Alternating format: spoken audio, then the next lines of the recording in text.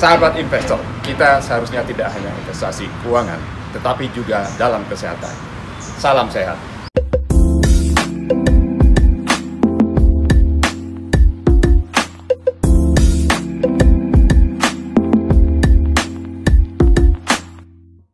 Halo sahabat investor, selamat datang kembali di YouTube channel saya, Hamdiah Sarbaini. Pada episode kali ini saya mendatangkan sahabat lama saya, Mas Widodo Tujo. Dulu saya bersama-sama beliau sering latihan bersama, mulai dari latihan pernafasan, reiki, latihan alternatif. Pokoknya kami berdua memang hobi mempelajari hal-hal baru, khususnya alternatif medicine. Dan sekarang beliau fokus pada pengobatan alternatif yang disebut sebagai spiritual emotional healing ya. Sekarang ganti nama. Oh, ganti nama. Namanya QTEH. QTEH ya. Quantum Trauma and Emotional Healing. Ilmunya kurang lebih sama dengan apa yang saya pelajari. Saya juga mempelajari meta medicine dan juga nutri energetic system, yang di episode yang sebelumnya saya pernah bahas kenapa kita bisa sakit karena kita mengalami suatu peristiwa yang stressful atau stressful event, atau disebut juga dengan istilah Yudin, suatu peristiwa yang tergolong unexpected, dramatic, isolating, dan sehingga kita tidak punya strategi atau no strategi atau Udin ya. Nah, ilmu Mas Widodo ini kurang lebih, kalau saya lihat kurang lebih sama ya. Kenapa kita bisa sakit dan bagaimana kita bisa mengatasi suatu masalah sehingga kita bisa terlepas dari penyakit tersebut. Selamat datang, Wid.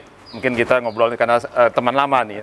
Terima kasih nih udah datang sebagai narasumber tamu di YouTube saya.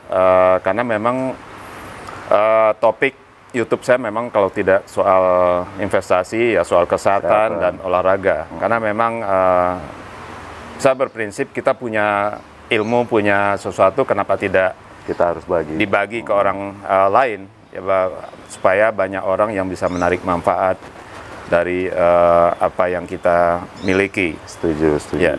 Jadi mungkin nanti Mas Wid bisa cerita, mungkin kita mulai dulu kenapa sih manusia itu bisa sakit, kemudian bagaimana cara mengatasi kalau suatu saat seseorang itu mengalami suatu peristiwa yang stressful, dan gimana cara melepasnya atau cara healingnya gitu. Mungkin mulai dulu dari ya kenapa kita sakit. Kenapa sakit ya? Oke. Silakan. Oke. Ya. Makasih Pak Hamdi. Nih tadi teman saya nih, teman berpetualang. Ya. Nah, jadi ini hasil eksplorasi saya sendiri yang akhirnya dapat sebuah kesimpulan bahwa penyakit seseorang itu, ini ngomong penyakit ya, kalau lebih besarnya disebut masalah namanya. Jadi seseorang tuh bisa bermasalah karena apa? Karena dari perilakunya sendiri, benar-benar dari perilakunya, gitu.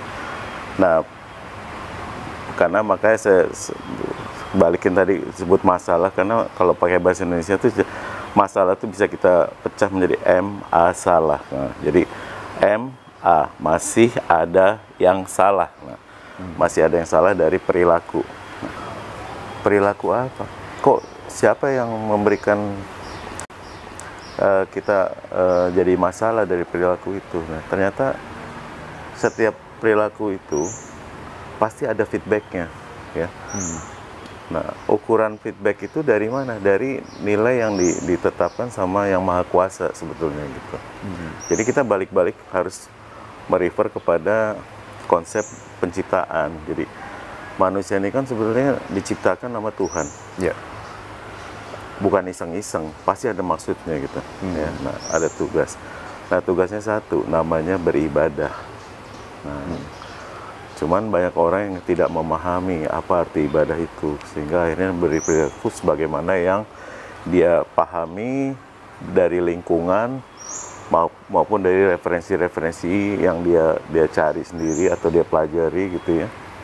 Sehingga menurut dia harus begini, dia lakukannya seperti itu gitu. Tapi acuan yang sebenarnya, yaitu balik lagi kepada Tuhan, belum tentu dia sudah berperilaku seperti apa yang Tuhan mau. Nah, begitu kan tadi kita diciptakan ada tugas, yaitu beribadah. Begitu tidak melakukan sesuai dengan apa yang Tuhan mau, ditegur. Nah, ditegur supaya apa? Supaya ayo dong balik lagi beribadah. Ayo balik lagi beribadah. Nah, teguran itu buat manusia itu disebut masalah. Nah, masalah itu salah satunya penyakit itu. Nah, cuman mungkin masalahnya ini, orang paham mengartikan kata ibadah itu adalah menyembah Tuhan. Mungkin buat orang Islam 5 kali sehari harus sholat, that's it, udah selesai gitu. Dia nggak peduli hubungan dengan manusia, hablum minan nasnya, mungkin diabaikan gitu. Jadi mereka anggap gue udah rajin sholat kok, gue masih dikasih ujian oleh Allah sih. Gue udah sholat 5 waktu, udah puasa udah naik haji. Kenapa gue masih dapat cobaan apa kurang ibadah gue gitu. Nah, itu gimana tuh? Oke, nah itu pandangan umum yang terjadi saat ini. Ibadah itu seolah-olah apa-apa yang terkait dengan saya udah melakukan sesuatu untuk Tuhan, misalnya gitu. Padahal Tuhan mau perlu apa dari kita? Kan sebenarnya nggak ada keperluannya sedikit pun dari manusia. Dia udah maha kaya, maha hebat gitu ya. Nah, jadi ibadah sendiri itu sebenarnya buat kita sendiri. Nah, problemnya memang yang paling mendasar, orang nggak paham apa yang disebut definisi ibadah. Ya. Nah, alhamdulillah saya dikasih pemahaman itu, ya, dikasih ilham untuk nih loh, ibadah itu sebenarnya definisinya seperti ini. Saya kasih sharing ya definisinya. Beribadah itu adalah kita lagi mendapatkan tugas. Tugas untuk apa? Tugas untuk menyebarkan, bertugas menjadi wakil Tuhan di muka bumi, wakil Allah di muka bumi. Untuk ngapain? Untuk menyebarkan kasih sayangnya. Jadi menyebarkan kasih sayang kepada siapa? Pada seluruh makhluknya yang membutuhkan. Kalau nggak butuh ya nggak perlu kita kasih. Jadi ibadah itu adalah bertugas menjadi wakilnya di muka bumi untuk menyebarkan kasih sayangnya kepada yang makhluk Allah yang membutuhkan. Makanya ya dalam bahasa singkatnya disebut rahmatan lil alamin. Ya, disebut gitu. Nah, bertugas menjadi wakilnya. Nah, wakilnya itu sebagai apa? Ya bisa sebagai khalifah atau sebagai rasul. Kalau khalifah itu mengajak orang untuk melakukan hal-hal sebagaimana yang Tuhan mau, kalau rasul memberikan pemahaman-pemahaman. Nih loh, kayak gini. Jadi menyebarkan sharing mengenai pemahaman-pemahaman kebaikan, seperti gitu.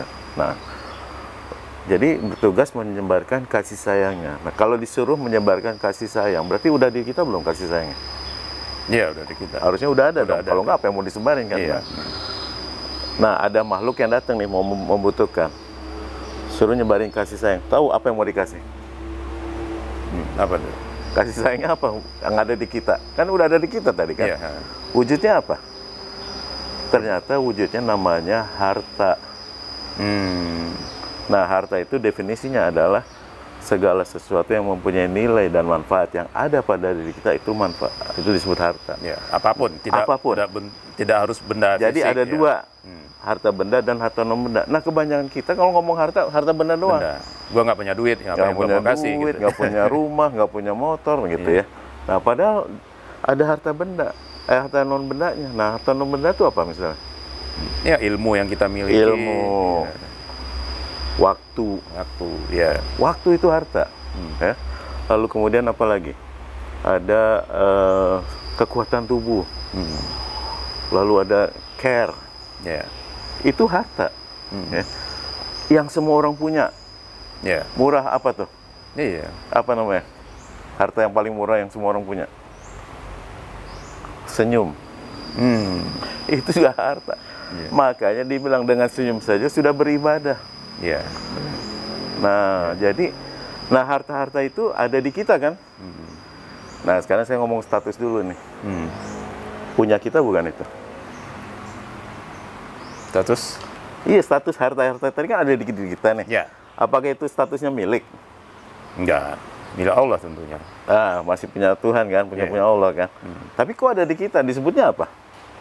Titipan. Kalau titipan boleh dipakai. Artinya kita diberi tugas kan tadi kan, ya, untuk disebarkan ke orang lain. Ya. Maksudnya buat titipan namanya? Ya, apa tuh namanya? Amanah. Amanah. Benar, amanah. Jadi harta yang ada pada diri kita itu amanah untuk disebarkan kepada yang membutuhkan. Nggak ada milik, makanya jangan ada merasa milik. Tubuh kita aja bukan milik kita kok. Suatu saat diambil. Ya, betul. Nah, gitu ya. Nah, jadi tugas kita nyebarin itu tadi, melakukan penyebaran. Nah, waktu nyebarin itu, kita lagi beribadah namanya. Nah, mau nyebarin ke siapa? Sama Tuhan? Enggak. Tuhan nggak perlu apa-apa. Itu punya dia. Iya. Nah, jadi kita justru harus menyebarkan ke makhluk-makhluk lain. Nggak cuma manusia loh, makhluk Tuhan tuh. Ya, semua makhluk Allah. Semua makhluk. Termasuk apa? Entitas. Entitas itu apa? Organisasi, perusahaan. Ya, termasuk ini alam, pohon, binatang. Itu juga makhluk Tuhan namanya, makhluk Allah. Gitu. Ya, nah, jadi waktu kita menyebarkan itu, nah sekarang perilakunya disebut apa? Menyebarkan harta kita kepada yang membutuhkan. Nah, perilakunya disebut apa? Ada orang butuh nih, kita kasih. Karena kita ada. Disebut apa tuh lagi apa tuh? Bahasa Arab nih biasanya disebutnya.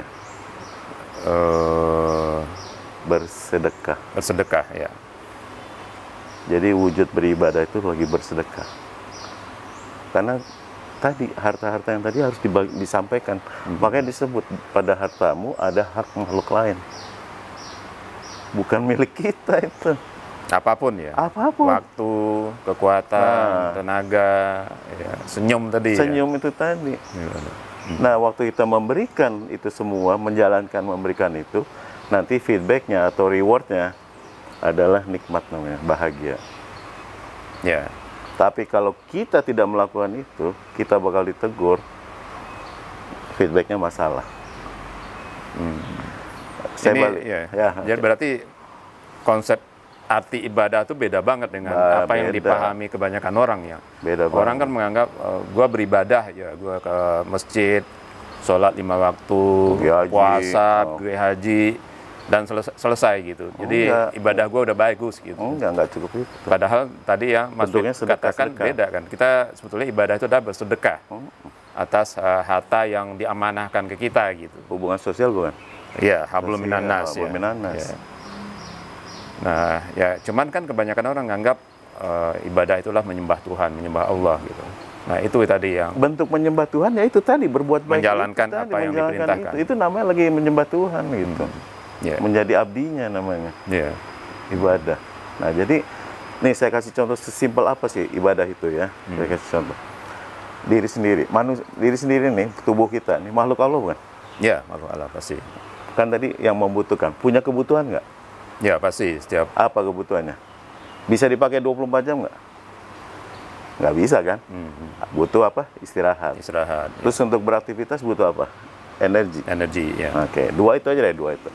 Nah, istirahat akan dipenuhi dengan perilaku apa? Tidur ya. Nah, jadi tidur itu berarti kita lagi sedekah sama tubuh kita. Oke.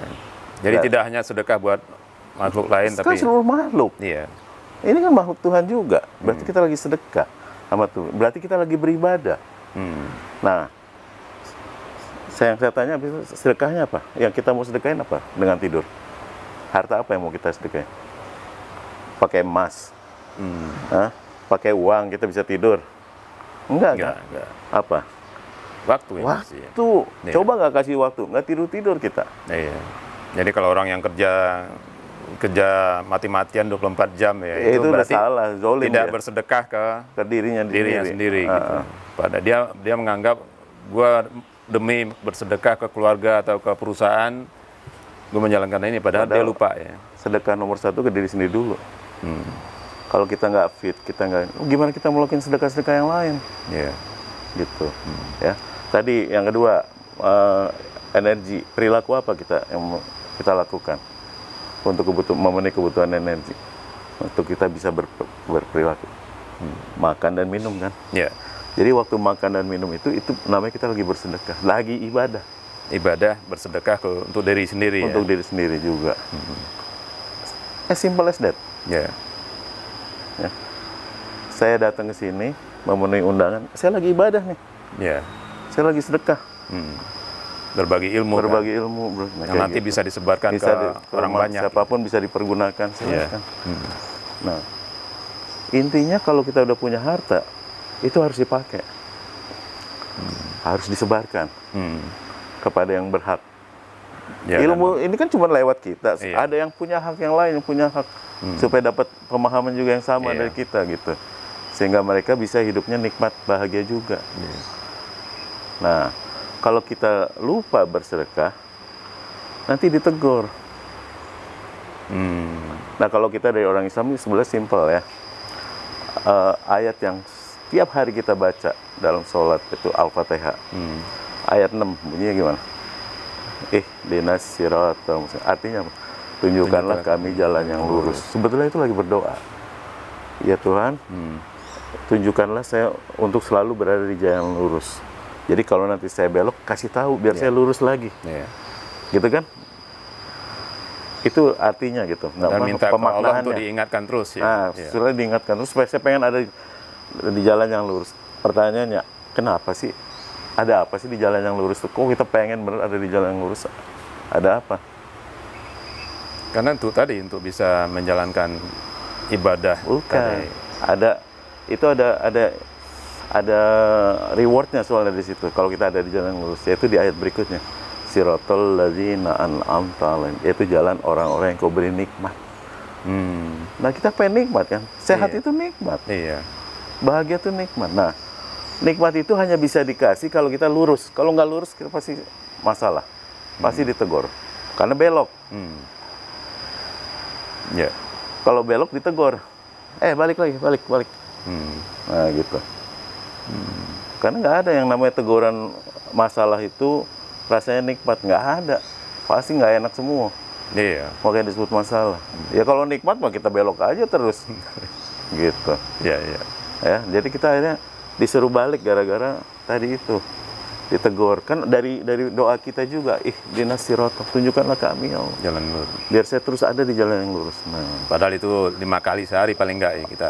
paling enggak kita baca tapi nggak ngerti-ngerti. Nggak ngerti ya. Iya. Maka jalan lurus maksudnya jalan lurus ke Bukan surga. yang rambut dibagi. Karena itu kan katanya itu buat nanti selam. Nah, Al-Quran itu kan buat hidup sekarang, saat iya, benar. ini. Bukan buat masuk surga. Bukan buat gitu. untuk kesananya memang, tapi di sini dulu diberesin. Mau hidupnya belangsak di sini, penuh masalah. Gimana mau ke sana Gimana mau gitu, masuk ya. ke sana? Iya. Tuh, nah, cuman syaratnya untuk bisa hidup nikmat tadi ya, hubungan antara sesama makhluk. Itu bentuk dari hablum minallah sebetulnya. Ayo, jadi kurirku, istilah jadi kurirku. Serahkan ya ini amanah-amanah ini kepada yang berhak. Nah, Ya. nanti hadiahnya aku hadiahin namanya nikmat atau bahagia. Gitu. As simple as that. Simple as that. Simple as Cuman that. kebanyakan orang nggak Nggak menyadari paham itu. Nah, Iya. intinya dari situ sebenarnya. Nah, sekarang kan kita pengen hidup nikmat, bahagia. Nah, tapi banyak orang kenapa jadi sakit? Kenapa jadi bermasalah dengan penyakit? Gitu ya. Nah, masalah itu sebenarnya ada 3 nih. Masalah rasa hati, yang galau lah, yang nggak nyaman lah, yang macam-macam lah rasa hati. Nah, terus yang kedua masalah kehidupan sosial, ya, yang rezekinya sempit lah, yang kemudian nggak berjodoh lah, terus hidup dengan ini jadi masalah melulu gitu dengan orang-orang lain.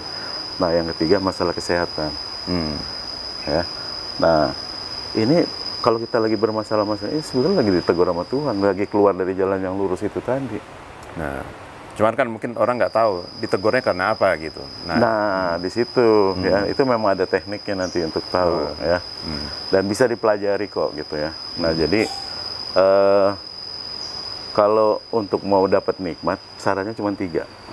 Cuma 3 syaratnya. Itu dengerin tuh teman-teman ya. Ada 3 syarat untuk dapat nikmat dari Tuhan. Ya. Dari Tuhan. Yang pertama adalah lakukan ibadah atau sedekah-sedekah itu tadi. Karena itu sumber nikmatnya. Yeah. Itu sumber nikmat. Nah, kalau udah kita lakukan itu, kita kumpulin ya.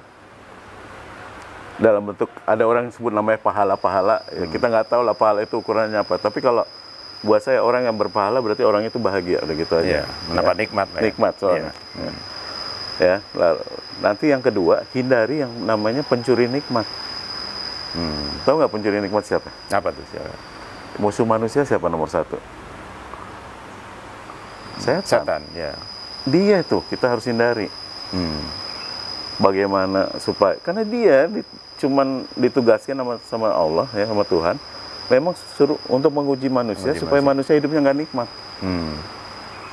Tugas dia itu ngambil nikmat manusia supaya manusia itu jadi nggak nikmat hidupnya, penuh dengan masalah. Jadi tapi dengan adanya si setan ini, hidup ini jadi berwarna. Nggak ada tuh sinetron-sinetron kalau nggak ada setan gitu ya. Jadi berwarna, dan kita akhirnya punya tugas yang lebih mulia, yaitu membawa makhluk-makhluk lain, terutama manusia, untuk menjadi orang yang berperilaku baik. Gitu. Karena kalau satu kelompok berperilaku baik, maka bahagia semua. Nggak bisa lu bahagia sendirian tuh.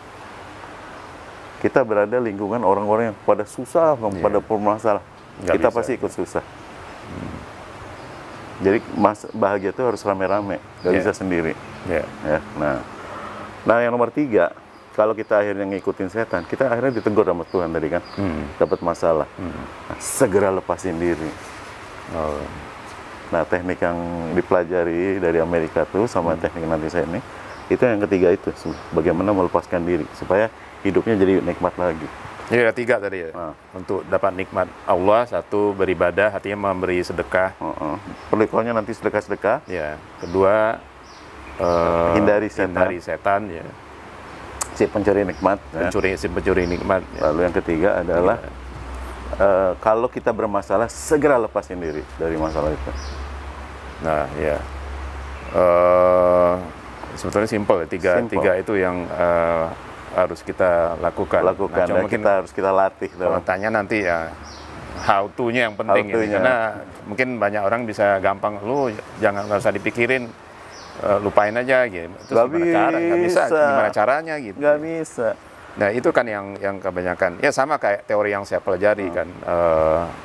Seperti tadi saya sampaikan di awal, penyakit itu muncul kalau kita mengalami satu peristiwa yang stressful atau yudin tadi itu, sehingga orangnya kehilangan cara untuk keluar dari masalah itu gitu.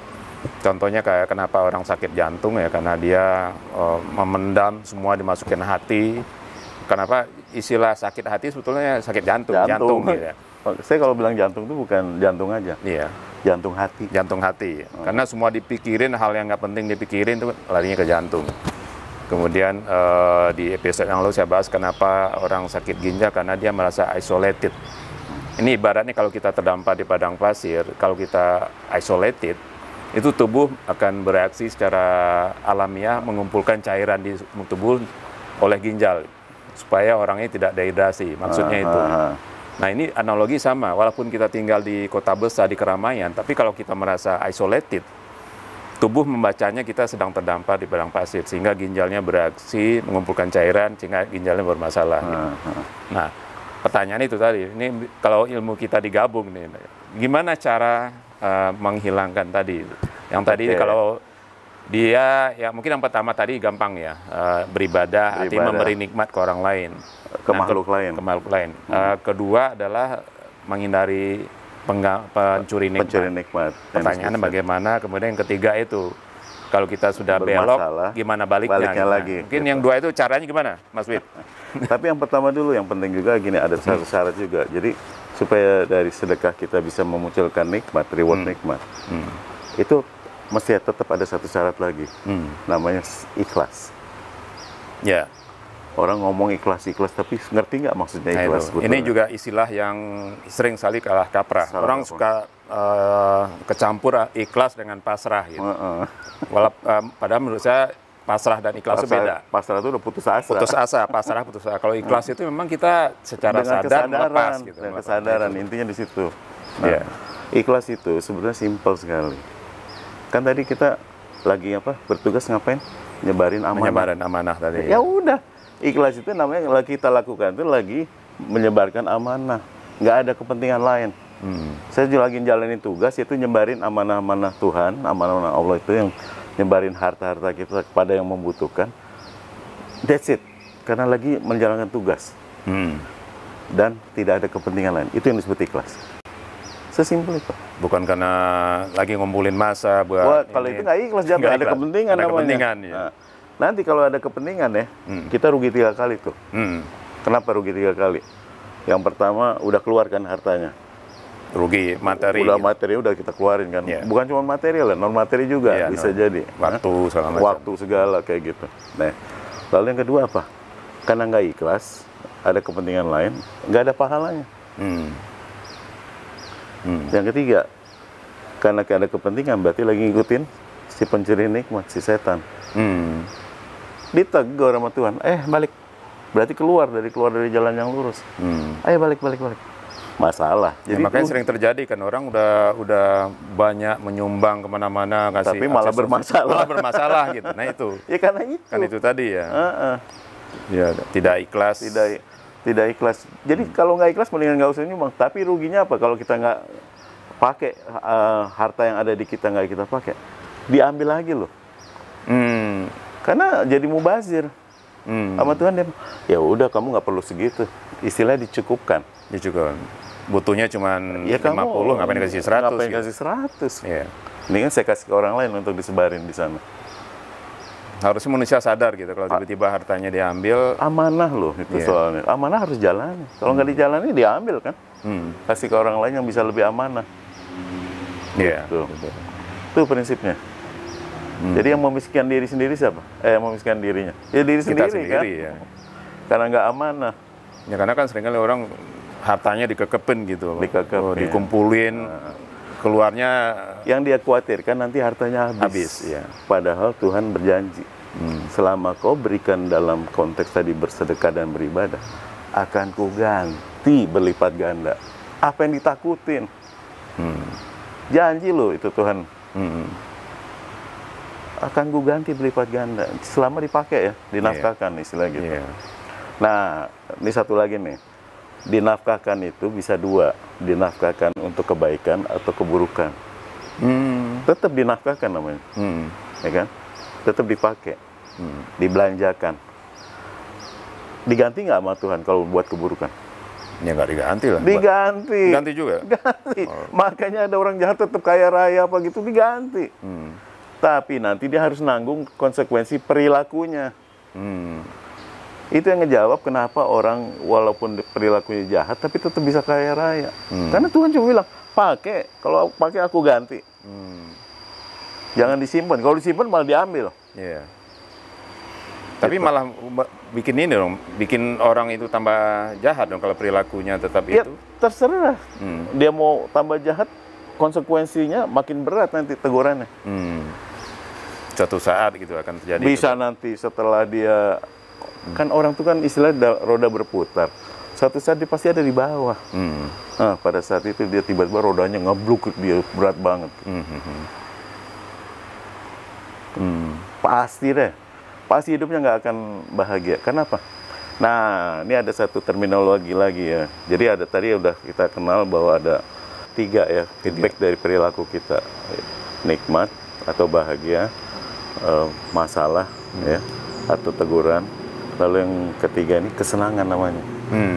Nah ini orang banyak yang nggak paham. Dipikir kesenangan itu bagian dari nikmat. Bukan.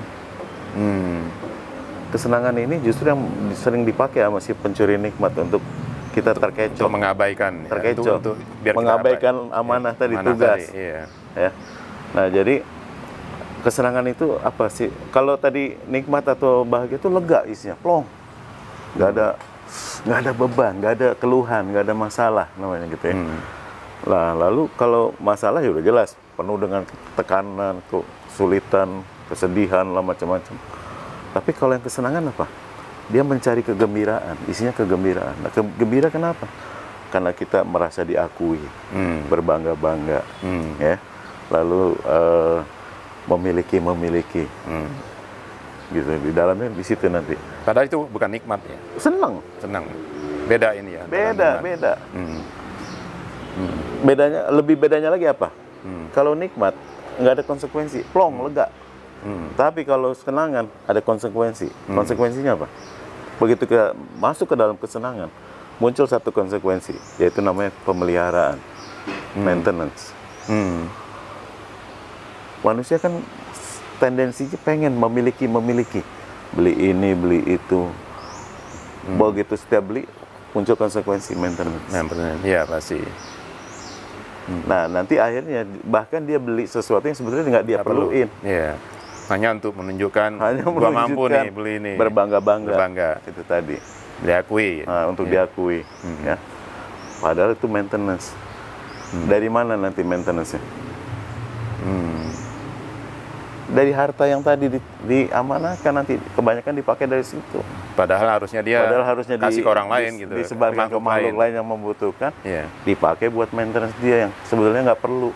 Artinya hanya buat dia, selalu buat dia aja gitu. Selalu kepikiran buat dia untuk maintain yang namanya tadi status. Kebanggaan. Gitu. Aduh, ini bagus banget pencerahan ini, karena nggak banyak orang yang paham soal ini ya. Orang lupa kalau dia sudah punya harta, ya hak gue yang pakai gitu. Gue mau nambah, maunya kan hak gue. Milik gitu. gue nih. Milik gue gitu. Padahal nggak ada tadi dari awal, kita nggak bilang itu nggak ada milik Semua kita amanah, kan? Semua amanah, termasuk tubuh ini. Gitu. Ya. Nah, makanya disebut di Al-Quran bahwa kesenangan dunia itu menipumu, memperdayaimu. Karena akhirnya kita jadi lupa sama bertugas, ibadah. Bakal ditegur nggak ujungnya? Iya. Tegur nanti, masalah. Nah, ini juga terminologi yang bagus ya untuk kita. Kebanyakan orang tua pengen bikin anaknya atau istrinya seneng kan, bukan bahagia. Bikin istri atau anak seneng gampang nggak? Ya kasih harta aja. Gampang, yang dia mau kasih aja kalau kita ada gitu kan. Tapi bikin dia bahagia, bisa nggak? Ya belum tentu gitu ya. Kita harus tahu ilmunya. Tuh. Keberbedaan gitu. Padahal tugas kita adalah nanti membuat mereka itu jadi bahagia. Makhluk-makhluk yang ada di sekitar kita itu harus jadi bahagia. Itu amanahnya begitu. Mungkin itu caranya gimana maksudnya? Perlu ilmu. Jadi kita harus tahu apa yang bikin dia bahagia. Nah, contoh. Saya pengen, simpel nih contohnya. Saya pengen deh punya pohon mangga, nanti kalau dia berbuah saya bisa metik, makan. Itu bahagia banget rasanya saya. Nah, ya kan? Nah, lalu bagaimana caranya? Ya udah, sama Allah dikasih kesempatan. Kasih kesempatan untuk menanam sebuah pohon mangga. Nah, begitu udah mulai menanam pohon mangga, kita muncul satu peran baru. Perannya apa namanya? Sebagai petani mangga. Ya kan? Nah, tugasnya apa? Nah, pohon mangga itu jadi makhluk yang harus kita rawat namanya. Nah, waktu kita rawat, kita mesti tahu ilmunya kan. Kalau kita ngerawatnya salah, mati itu pohon. Nah, begitu tuh pohon tumbuh bagus, itu disebut pohonnya bahagia. Begitu dia bahagia, kita ikut bahagia nggak? Nah, jadi begitu ditumbuhin, terus dipupuk dengan benar, diairin dengan benar, akhirnya dia besar dan berbunga. Ini puncak kebahagiaannya tuh di situ. Berbunga dan berbuah, matang, dan kita mulai metik. Siapa yang bahagia ujungnya? Kita kan? Kita, ya. Jadi itu filosofinya. Kita baru bisa dapat bahagia setelah membahagiakan makhluk lain. Dalam ini pohon mangga tadi ya? Dan ini pohon mangga. Nah, di dalam rumah tangga, kita punya peran lain lagi kan. Sebagai bapak, ada anak. Sebagai suami, ada istri. Kita harus merawat makhluk-makhluk itu. Merawat judulnya. Jadi udah dikasih peran untuk merawat makhluk itu. Nah, agar apa? Bahagia. Baru baliknya nanti kayak Baru nanti kita bahagia. Coba tuh rawat anak supaya cuma senang. Ujung-ujung masalah. Kalau anak bermasalah, istri bermasalah, bahagia nggak kita? Kita nggak akan bahagia. Jadi untuk dapat nikmat, bahagia, sehat apa gitu, itu banyak faktornya gitu. Semua tapi dari perilaku kita. Amanah nggak kita ngejalanin itu? Apa tadi yang disuruh sama Allah itu tadi? Padahal itu simple kan? Simple itu. Kita dititipkan amanah, di mana kita diwajibkan, disuruh untuk merawat dan menyebarkan itu tadi ke makhluk lain yang memerlukan gitu. Iya.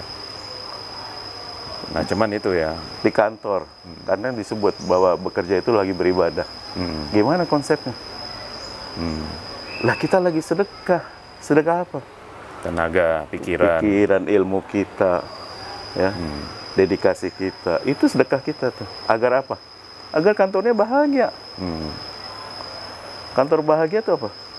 Tercapai tujuan kantornya dan semua nanti mendapat manfaat seperti apa yang direncanakan. Dan kita baru dapat bagian juga kan gitu. Dapat bonus lah, dapat apa lah. Kayak gitu. Ya, aplikasinya luas. Luas sekali. Ibadah itu luas sekali. Bukan cuma sekedar nunggang-nungging gitu. Iya. Enggak. Nah, ini pemahaman ini yang harus disebarkan ke banyak orang nih, bahwa ibadah itu tidak melulu urusan vertikal ritual. Vertikal itu dikatakan bagus apabila horizontalnya bagus. Ya. Tapi dengan penuh kesadaran ya. Itu tadi. Nah, sekarang balik nih, supaya nikmat kan tadi itu yang ibadah tuh. Ibadah tuh begitu ya. Dengan ikhlas harusnya. Semua dilakukan dengan ikhlas. Kalau nggak ikhlas pasti ditegur nanti. Nah, nanti yang kedua, hindari pengaruh pencuri nikmat. Si setan itu. Nah, berarti apa? Kita harus, kan ada orang mengatakan setan itu musuhmu yang nyata. Yang nyata. Cara bacanya gimana? Wah, setan. Oh, setan gitu.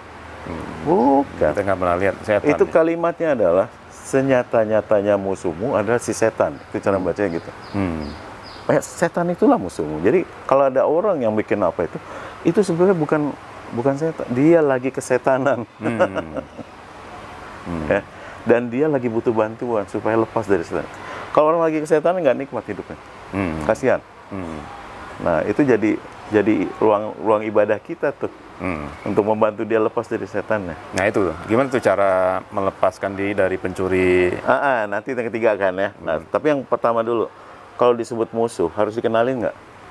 Ya, kalau nggak gimana kita? Kalau nggak bisa menang nggak? Masuk bisa. Medan perang tapi nggak kenal musuhnya. Kenali.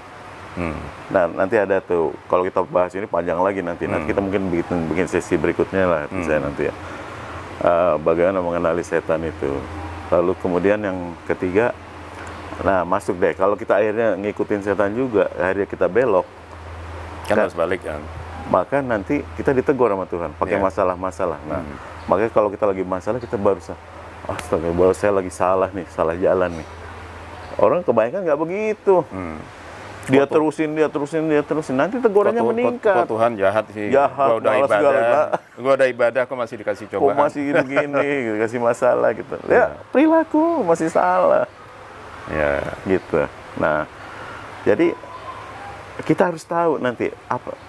Obatnya cuma satu, namanya tobatan nasuha. Sama ada dua. Tobatan nasuha dan memaafkan. Obatnya cuma dua itu. Ya, nah. Kan nanti dari perilaku kita tuh sebenarnya prinsipnya begini, perilaku kita itu akan diberikan feedback kan tadi kan, ada kenikmat, masalah atau kesenangan. Nah, tapi feedback yang paling basic adalah satu, namanya rasa di hati, jantung hati. Ya. Nah, dengan bahasa modern dikenal dengan emosi. Nah, rasa emosi itu kan ada yang nikmat, nyaman, emosi baik, atau emosi yang buruk. Ada dua gitu. Nah, kalau perilaku kita sesuai dengan apa yang Tuhan mau, maka emosi yang bagus-bagus lah yang muncul. Yang bikin kita lega. Nah, gitu. Nah, kalau perilakunya kebalikannya, perilakunya buruk, maka muncul emosi-emosi yang buruk. Di situ ya. Nah, emosi ini ternyata akan men-trigger sistem hormonal yang di kepala ini. Agar ngeluarin hormon-hormon tertentu sesuai dengan jenis emosinya. Nanti keluar hormon-hormon tertentu sesuai dengan jenis emosi, disertai dengan ukuran-ukuran kadar-kadarnya gitu ya. Nah, nanti di-boost sama yang namanya enzim supaya cepat terjadi. Nah, itu akan mempengaruhi tubuh. Misalnya kita kalau berbuat baik, nanti keluar apa yang bikin lega tuh dopamin. Dopamin relax, semua rasanya nyaman gitu.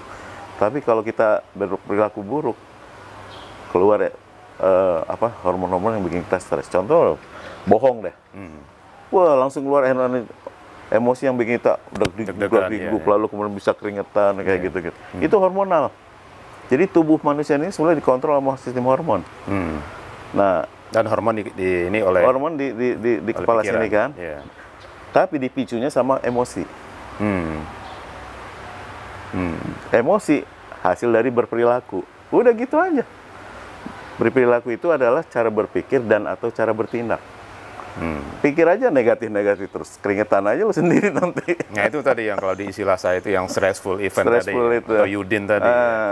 Peristiwanya apa, kemudian dia meresponnya dengan emosi yang Emosi tadi itu, itu yang membangkitkan hormon. Hormon-hormon tertentu yang membuat Ya. masalah stres di daerah-daerah tertentu, Ya. gitu. Jadi kurang lebih sama ini, Sama, ilmunya sama. filosofinya Jadi sama. memang mungkin 90% penyakit itu sumbernya adalah di Cara berpikir, dan cara bertindak ya. Jadi kalau kita merespon satu peristiwa dengan secara stressful, semua Ya dipikirin, udah. semua dimasukin hati ya, Semua stres nanti jatuh. semua jadi penyakit ya. Mungkin bisa diulang lagi Mas Wid, caranya tadi ya, cara membuang.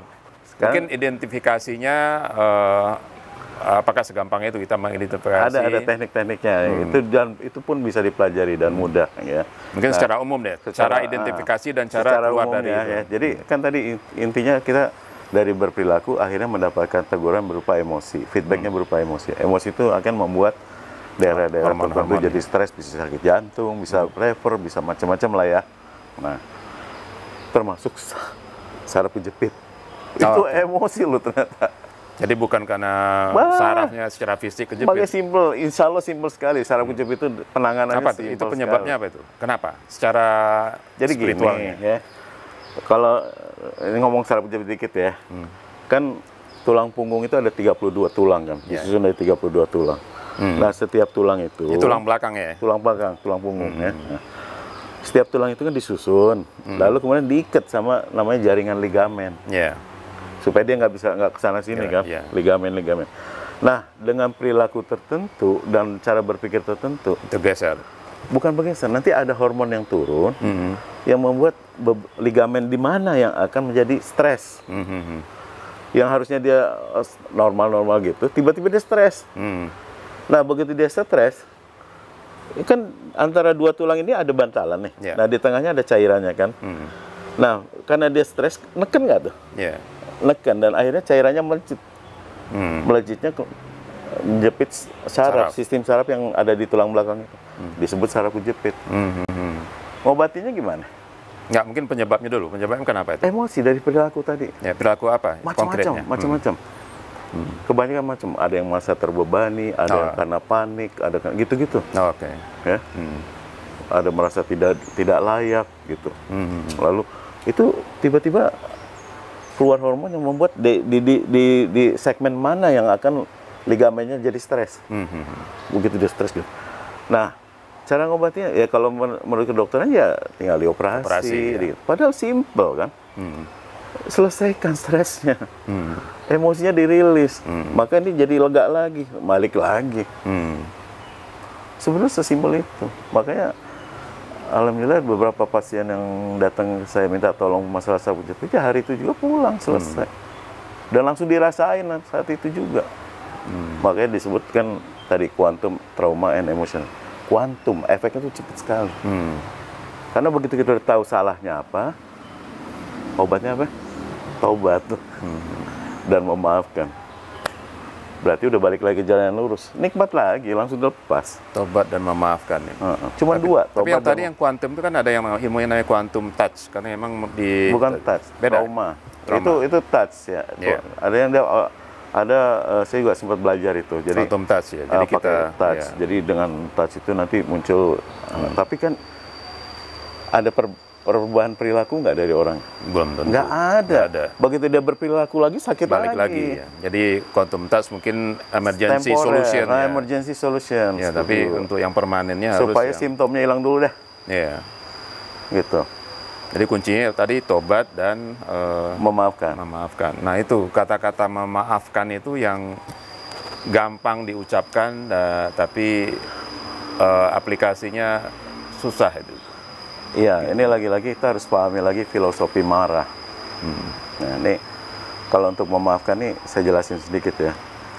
Kalau orang berperilaku marah, ya kita ada dua kan, dari berpikirnya dan bertindaknya langsung kelihatan. Muncul tuh Muka merah, guratan wajah di merah, apa tanda-tandanya ada di situ ya. Lalu kemudian, nah, kenapa dia marah? Pasti ada pemicunya. Menurut dia ada pemicunya yang membuat dia merasa terzolimi. Jadi hal-hal yang menyinggung harga diri paling besar itu paling besar. harga diri, menyinggung harga dirinya dia. Nah, karena harga diri itulah salah satu alat yang sering dipakai sama setan untuk membelokkan kita. Ya. Termasuk tadi pada untuk kesenangan itu tadi itu kan harga diri gitu ya. Nah, jadi kalau dia udah masuk masalah harga diri, nah, dia jadi marah. Nah, tahu nggak marah itu efeknya apa? Marah itu efek yang paling pertama kali muncul adalah gini. Muncul sebuah hormon, nggak tahu hormon apa, saya belum pelajari. Lalu dibantu dengan enzim-enzim tertentu yang tiba-tiba membuat darah kita mengental. Oh gitu. Jadi penyakit pengentalan darah itu karena emosi, karena marah. Marah ya. Nah, begitu dia mengental, kerja jantung lebih kenceng nggak? Dia kencang. Karena dia harus Mompanya tetap jadi berat kan. mengirim sel-sel darah merahnya ke ujung-ujung sel ya. Nah, jadi makin kenceng kan? Nah, kalau dia makin kenceng terus di tensi disebutnya darah tinggi. Tekanan darah tinggi. Nah, jadi sering orang bilang bahwa orang yang sering marah nanti darah tinggi loh. Itu gara-gara gitu. Gara-gara itu ya. Jadi logiknya gitu logiknya ya. gitu. Jadi rasa marah menimbulkan hormon tertentu yang membuat darah mengental. Dan itu kerja jantung makin berat. Nah, nanti efeknya bisa macam-macam. Kalau nanti ada stres tertentu yang misalnya di kepala, membuat pembuluh darahnya kaku. Begitu tekanan darah tinggi, pecah stroke. Atau ada gumpalan-gumpalan di pembuluh darah yang karena tekanan darah tinggi, akhirnya dia lepas, menyumbat, stroke juga. Itu prinsip-prinsip dasar di situ. Lalu bisa macam-macam, bisa. Kalau kena di ginjal jadi gagal ginjal, kalau kena di jantung bisa jadi gagal jantung, bisa gitu ya.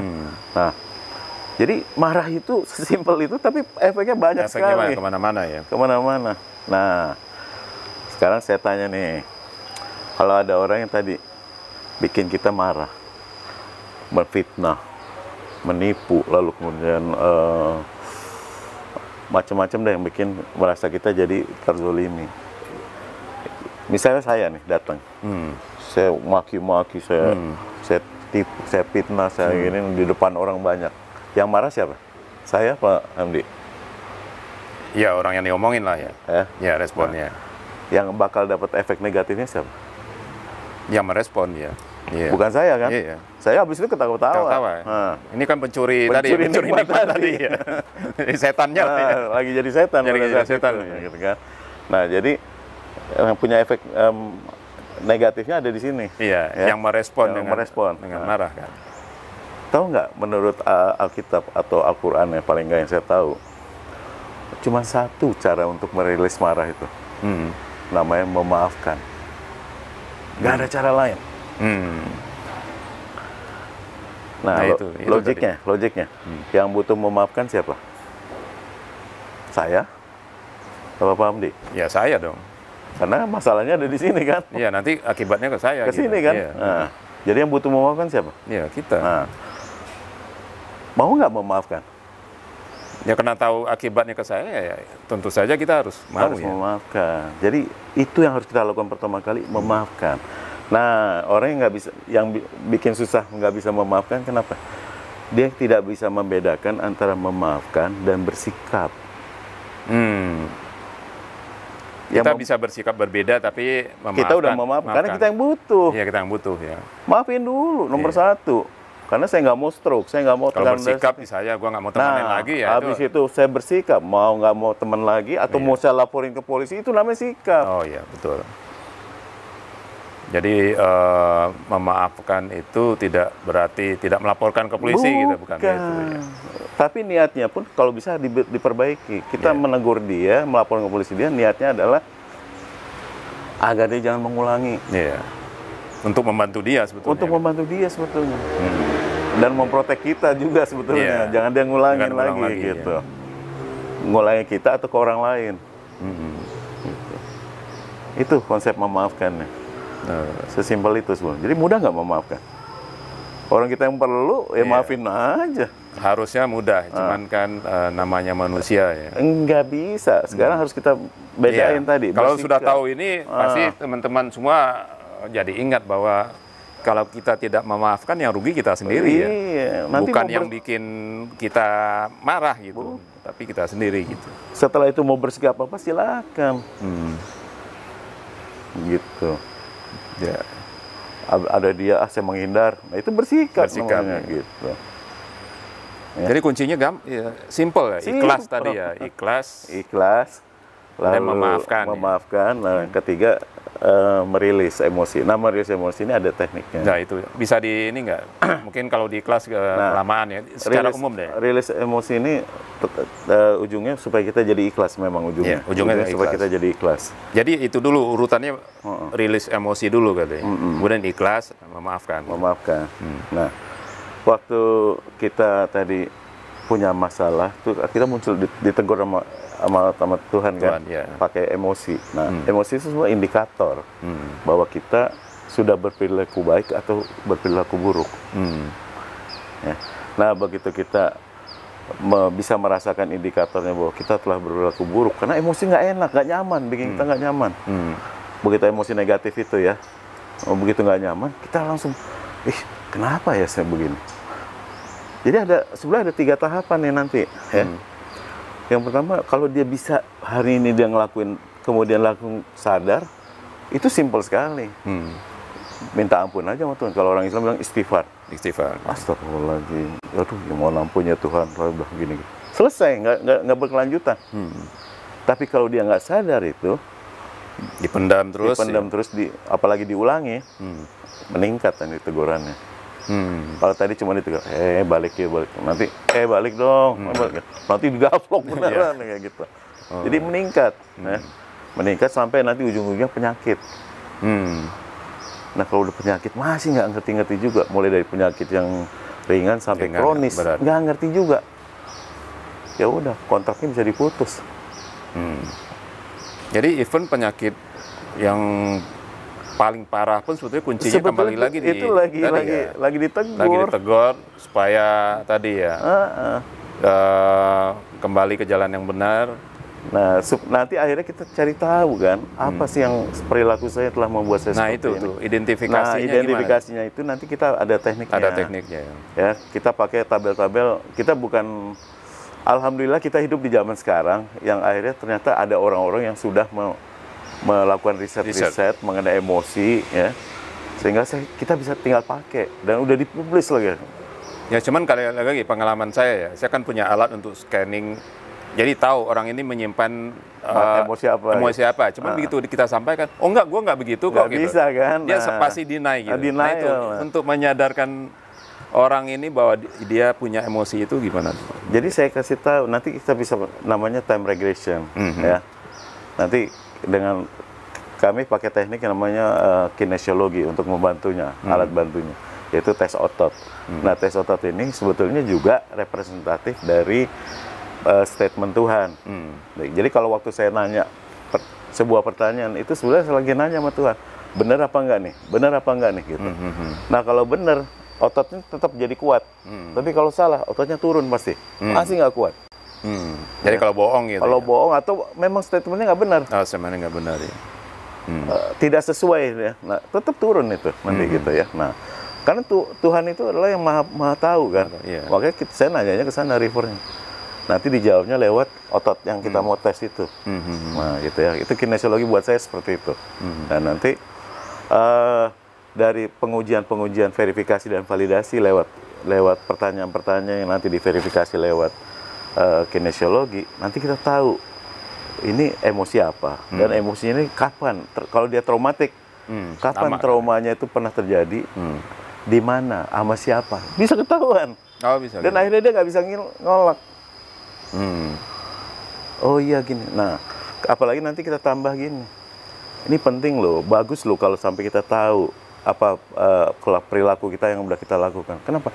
Akhirnya kita jadi ada kesadaran baru.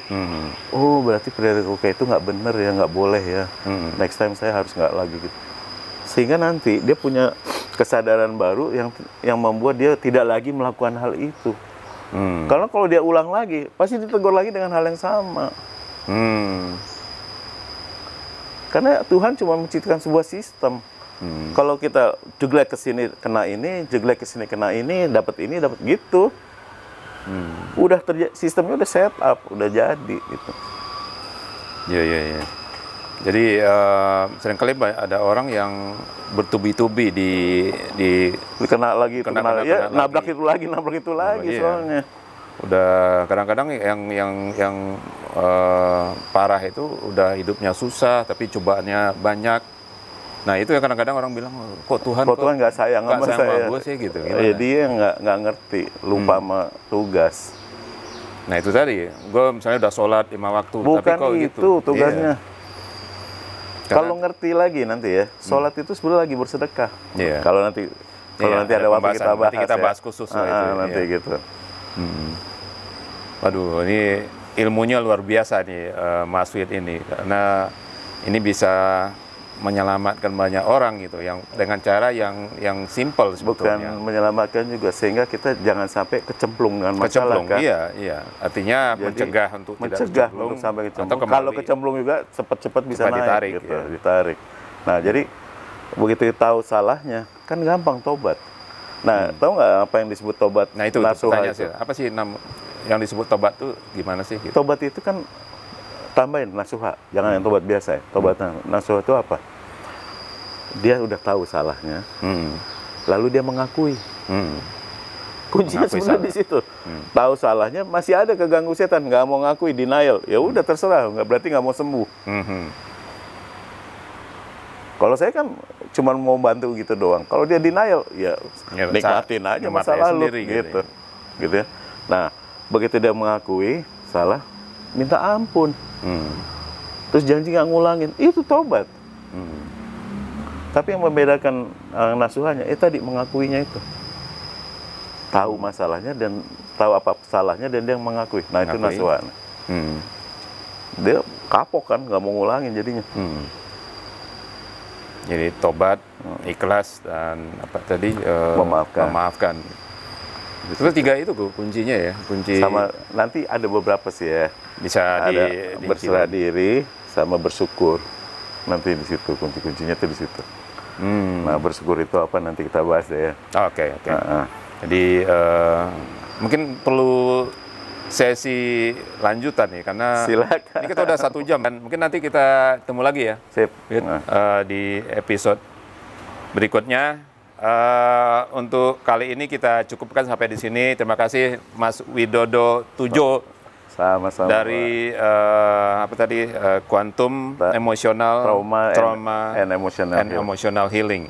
Kalau dulu spiritual emotional healing. Tapi kurang lebih sama. Mudah-mudahan apa yang tadi kami sampaikan ada manfaatnya, dan saya yakin pasti banyak manfaatnya buat teman-teman yang menonton episode ini dan bisa diaplikasikan di kehidupan sehari-hari. Sekali lagi terima kasih Mas Wid. Mudah-mudahan kita bisa jumpa lagi di episode yang akan datang. Demikian teman-teman, sampai jumpa di episode berikutnya.